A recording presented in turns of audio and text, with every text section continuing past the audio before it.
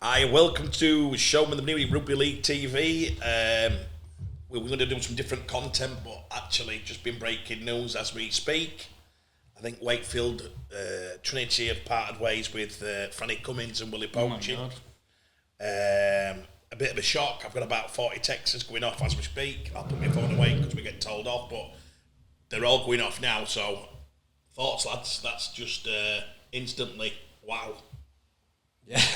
Yeah, speechless. Surprised, because if the season had been the other way around, you'd understand it, but you'd think that, did he get it going a bit at the end? Clearly it was too little too late.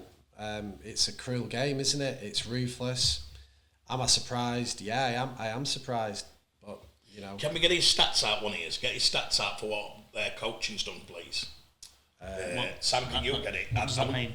His record. I wonder what his record's been. So usually you get the sack on back of record. Compared to how Wakey historically do, has he done bad or good throughout the year? Historically, it's tough. We should have. It's obviously you've just announced it, so it's tough to find historically. But I've got the league position up here. When did he take the job? It's last year, isn't it? So it's just what he did. Did he take over at the end of last year? Yeah. Yeah. So I'm not sure how many games he got last year. Yeah, run it this year. You've got to judge it on this year, haven't you? This year he's come 10th out of 12. Obviously, they've come above Warrington. Whether you can include that as a moral victory or not for the city of Wakefield, but I think from the fact they were competing with Toulouse up until 4 weeks ago, I believe some people on the show even said they'll be the ones to go down. Yeah, probably me at some point as well. Yeah. I think Jim, you did as well.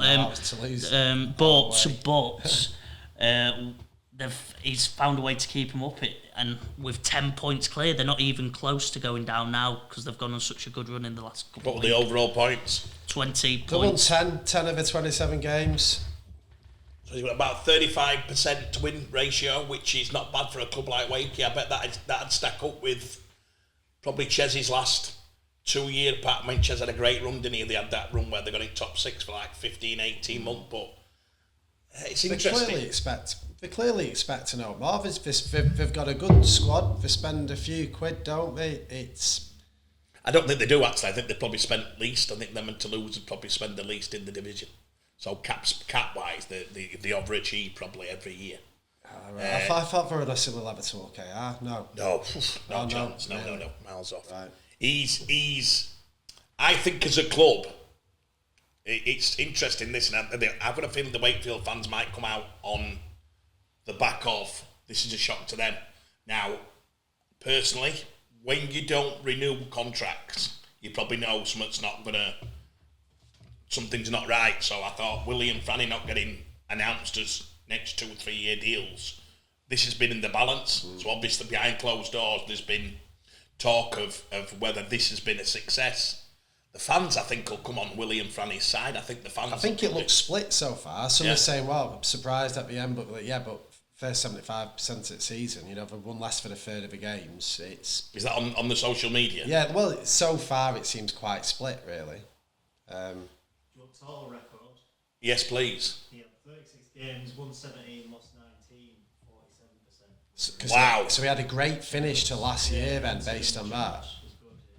Wow. So that had probably that's why I asked for the start, and that's like, oh my God. So it's close to... Now, what only thing you can think of in that aspect is have the players had his back, because usually when this happens, it's like the Hull. Historically Hull and historically Brian McLennan, when everyone said Blue won 2 grand finals, but internally, and I think Franny and Willie left the club because of this. This is going back 15 years. They were assistants to Brian McLennan. Right. And I think Gary said, that they thought that the coaching or whoever thought the standards were slipping. Right. And I think there was some complaint. What happened historically was that they had to get moved out. Bluey stayed. But it was when I can remember the lads a lot of times saying the coaching's not what it is. But from the outside, it looks fantastic. That's an amazing stat to say. I wonder what Wakefield's ambitions are. I wonder what their actually ambitions are. It'd be great to have Michael and ask him and the new owner. There's another guy there who I met last week, lovely man. But I wonder what their ambitions are. So if they go into this year, is that a job you'd want or you wouldn't want? because you're going in and this guy, they just hit 47% and got sacked.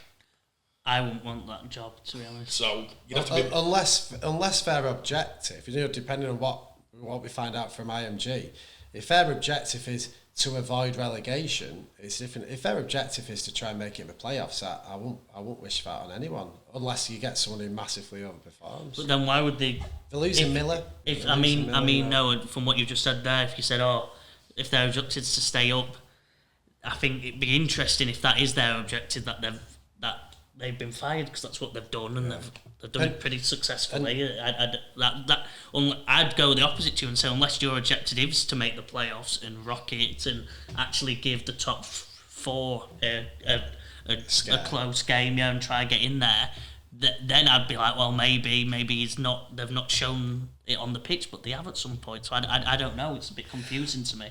I think you're looking going out. You've got Milky, the half-back. You've got David Fafita. You've got Batchelor. You've got I don't know whether they've got. What's Lino doing? Yeah, there's I think Lino's staying, but there's one more in there. One of the props is going, so I think that there's going to be a lot of cap space. Tom Johnson leaving. So you've got a lot of cap space, and you've got now. Do you know what? I think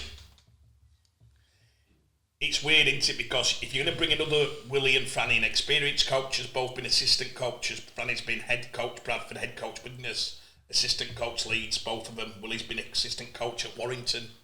Finally got his chance. Thought he's probably done a great job, and this has happened, which is going to be hard for him to take and his family, and hard for, I think Francis to think. It'll be interesting who they actually bring in, because there's three. I'm noticing a model coming through. And the model is your Rowan Smith, your Matty Pete. It's a different type of. It's new school, and it's new rules, and it's six again, and it's fast and it's vibrant. Are they? And I'm not going to say this. I hope I don't sound because the great, John Keir, legend of rugby league, but bringing in a facilitator as a let's say a Brian McDermott, somebody who's 50 plus. And he manages a group. Tony's, we're going to talk about Tony Smith. We can talk, we could probably roll it into this if we do it. But, Hull have announced Tony Smith as coach. And that's that's a brand of coaching, and it's management coaching. But I think the new breed, it'll be interesting. Because this what it might be. It might be that they're going new school against old school, and people have seen. Matty Pete might have done a job. The only thing I'll defend them guys is what makes you think they're old school, because they're both young. They're not old coaches by any means. I probably mean by finishing what Matty did in a way, and what Rowan's done. Rowan's done historically done Bradford, but went back to Queensland and coached everything about his ideas didn't get really sabotaged with any old ideas. He's coming to Leeds and put this new vibrant. Matty Pete's gone straight from being assistant coach 2 years. Suppose it's the U team coach for 10 years he did. So it's whether Willie and Franny. I think Willie and Franny probably what were they? They were youth coaches though as well, weren't they? I don't know if they were. Willie coached 15 years ago at youth. He's obviously had 8 years being an assistant. I think Franny. What would Franny and Willie be? 48, 49? Yeah. Sam's going to find out. Willie coaching, he'll be 30. He'll be 40. I thought you said Franny comes. I thought Franny and Willie, I think they'll be nearly 50. Franny will be late 40s. 45, 48. Wow. Willie's 49. Oh, wow. Miles older than what I thought. He's 45. There you go. So, I didn't mean on age, by the way, as well. I know. Just saying the new school of things. It'll be interesting what you go for, because let's mention, if we're breaking it, Hull FC have just announced Tony Smith. Biggest call I've ever seen in Hull. This is like, I think, is this bigger than Paul Cook? Went from KR to Hull, that caused a book and there were murders. It was absolutely. He played for him, but didn't he? I think that would be worse. Yeah. I don't think the social media side hasn't been nowhere near as toxic as the stories I've heard of that one. That little crazy what I've heard there. But the social media's not got that bad worse about as a it. player, isn't it? Far worse as a player.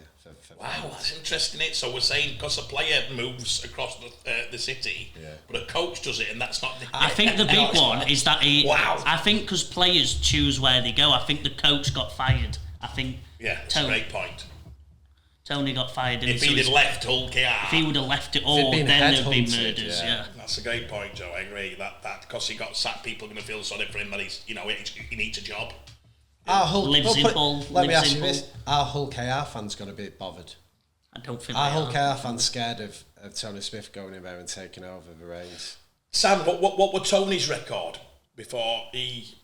Do we know his overall record? It's pretty good, wasn't it? It'll be interesting because that was a lot higher at KR. KR. Willie, just to explain to people, we've just done Willie Poching and Franny's record since they started, and Sam's just said an unbelievable stat. 40%. It's very high with a club who historically have been in the bottom half of the table. It'll be interesting what Tony's was in the same. I've got it here. That can't. Is that right? It's 42 games in charge, won 14, lost 28, which gave him 33%. Literally a third. How is it only 14 games? That can't be right because they got to the playoffs last year. Yeah, but they got to the playoffs in COVID.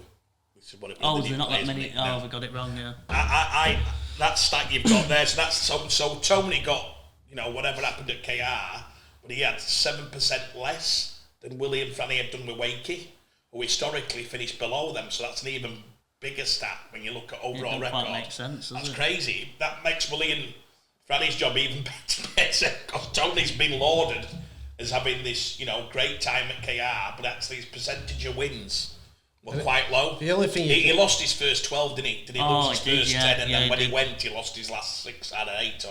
I think them two were probably. The only thing at Wakey, which is probably a factor, is when those players had their backs against the wall and it looked like there's a serious chance of relegation here.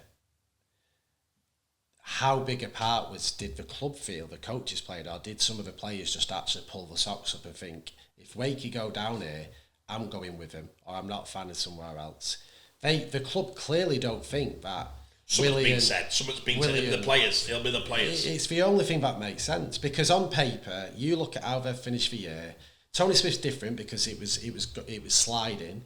Wakey have actually come back bouncing. Young players clearly playing brilliantly. I'm sure they've got nothing but great words to say for the coaches. But yeah, it's very strange to sack a coach who's in form. And although Wakey's start was horrendous, something's changed. They're clearly saying it's the players who've actually sorted themselves out. Do you know what? It's a big thing what we've just said. If you go into a club, how long should you get at that club before you're being judged on? So I talked about Brett Hodgson, going on the back of Radders, and him having only 10% at cap he could move. Yeah. So Radders put a team together on 5-year. He got 2 years to try and get 10% of the cap to change it. It was impossible. It's an impossible task. Yeah. Willie Poching have gone in at Bakachese having a 5-6 year, 7-year stint. And he's had to manage his way around cap. He hasn't had enough money to bring in players, so he's had to manage what he's got. And I think he's done did he bring Lino in? So you talk about. I'm sure he brought Lino in, didn't he? I don't know if that was Chelsea before he went, to be honest. But he's probably not had a lot of cap space, and he's had to manage somebody else's cap. He's managed somebody. This is And then you look at Tony going into Hull now, and he's probably on the back of Radders. He's still got, historically they had 3 or 4 year deals, so they still got 90%. Hull have got no movement in their cap at all. Probably 1 or 2 players. So Tony's not going to have a lot to do with. He's going to have to. None at all. They've signed, and they've probably going off the cap that they have got. They've already signed all the players before Tony's gone in. They've got Truey, Sutty, Brad Dwyer. They've signed the other lad from Australia. I forgot his name. Someone help me out. But the Australian big signing that they've made, he's the big money along with they've signed 4 pretty big money players there that they probably have nothing left, do they? So then again, sometimes you would say that Tony Smith is more of a manager style coach, and maybe that is the perfect situation for him. Can he bang a few heads together and say, get people all well, you look at Tony historically, and it would be the first player that you'd think he's gonna clash with. It'll be Jake. 100%. People ask me how come Luke never stayed at Hull, and if this decision was made previously, I don't think Haley's personality suited Tony. He never did at Leeds when he was 18. I tried twice to get deal done for Luke to go to Warrington. If I'm telling the truth. it never went past. I don't think Tony, whatever reasons, it's not a personal thing. I'm sure Luke and Tony, whatever, but he never pushed. I can remember me, unless pushing it and saying he's the player you need. He's the player. I think he'd been 26, but he'd come back. Door was shut quite quick. It'd be interesting. Tony does like different characters. He likes good people with good ethics and doesn't like a lot of, I'm not going to say rock and roll, because I think Mikey had a bit of, and he loved Mikey, but Mikey had a little bit of, but he certainly likes a certain type. Yeah. It'll be interesting because Jake's probably the biggest character in the game for being against what Tony's always believed in. So imagine walking into a cap that's full. Your biggest cap space is going to be your biggest problem. So his biggest cap space is Jake. Jake could be on massive money. So he'll probably want Jake's money. You get me? If I were walking in there and I knew Jake's not going to fancy me, I want Jake's 200 grand. Because I want to say, Jake, get paid out and let's go and move on with that money. If you're not right for each other. Listen, they might prove it. They might put Armour in. Yeah. They're both from Huddersfield. They've both been there. They might have known him previously. It might work. But you'd have thought Jake's personality will be the biggest challenge in Tony's. And it's the biggest one to take on because Brett never worked it out. Yeah. And you feel that's the key if they would make that work, Hull could very seriously be a top 4 team. But if they don't make it work, you'd worry about it. Well, you mentioned the 3 players that have got in, Dwyer, Truey and Sutty. That's a different signing tool. That's a little bit different. Very different. And I think James, I'd like to say we had an influence that showed me on saying to James probably 6 to 8 months ago about how I thought the game would go in, the leg speed, the fitness, and it was totally different to what they'd recruit with. They're 3 cracking signings if you want that modern day fitness and twist and pace and everything that goes with what they didn't. Historically, they've liked a massive back 5. Yeah. Not, you know what I mean? Absolute monsters who just bully you and get over you, and then with Sneed to kick them into position. You've got it. So, do you know what? That is so interesting now. Franny and Willie have both been assistants to Tony previous. Do we know some? Are they on their way to Hull? Are they Tony's first signings? Because honestly, it's weird because I know they've got Gazellis and they've got Shenton who they think loads of. But it'll be interesting because they both worked for Tony for 10 years. Stanley Jean's been announced as leaving Hull KR. Yeah, well, Stan will definitely go with Tony, I'm sure. Well, what role would he take then? Because Danny was assistant, but then even Danny said in his interviews that Stan actually took a bigger role, didn't he? He did this year. He took the attack. Yeah. Which I don't think people knew. Stan was given the attack this year away from Danny. I think that's why. Right. I'm not saying there was something there, but if there is something there, it'd probably be like Tony wanted Stan to do that, Danny wanted to do that. I'm sure that'd be the reasons why. I think Danny recently said, didn't he, that Tony had not contacted him, he'd had no contact with each other. Yeah. So there's obviously, and listen, we're all big lads. That happens. Not all personality to get on. If you're growing as a person and another person, you go in separate ways. That's life. That's life. I think people don't need to make more of it what it probably is what it is. You've got Danny coming in who wants to do it a certain way, and it'll be interesting because I would say Willie and Franny now, if you're a club in Super League or Championship, do you go for Willie and Franny after what they've just done? You probably do. You probably think, hey, they don't cost you a lot. Well, that's not being disrespectful to lads. They don't come and say, I want 150 grand. Yeah. They're happy to be involved in rugby and they're happy to be building something. So they're not going to demand big wages. Do you get me? Yeah. So it'll be interesting how it things. But listen, we'll leave it at this. Terrible on Willie and Franny. They've both got families. They've both got a thing. And I think they probably did enough where people to ask the question. We're never internally knowing what's happened internal. That might come out. Michael will have to probably tell people why he's made this call. It's a brave one. Hull FC, I think the Adam Pearson call on Tony is unique for me. I think that's probably put 3,000 on any gate that they play against each other. I think there will become spice. I think Tony, as the season goes on, you'll see the spice that'll come. There's some things that are going to be there that he's going to put out. I tell you now, he's going to spark it up. I have no doubt. Willie Peters is going to come into the middle of that. Here you go. But I'm sure something will spice up, and I think that Tony has got a total different side inherited than he did at KR. KR, he had a young vibe and players who want to be better players. Here he's got an older group. Can he re-spark the older group to become 2 more years in him, and at the same time, can he bring in them new lads and make it?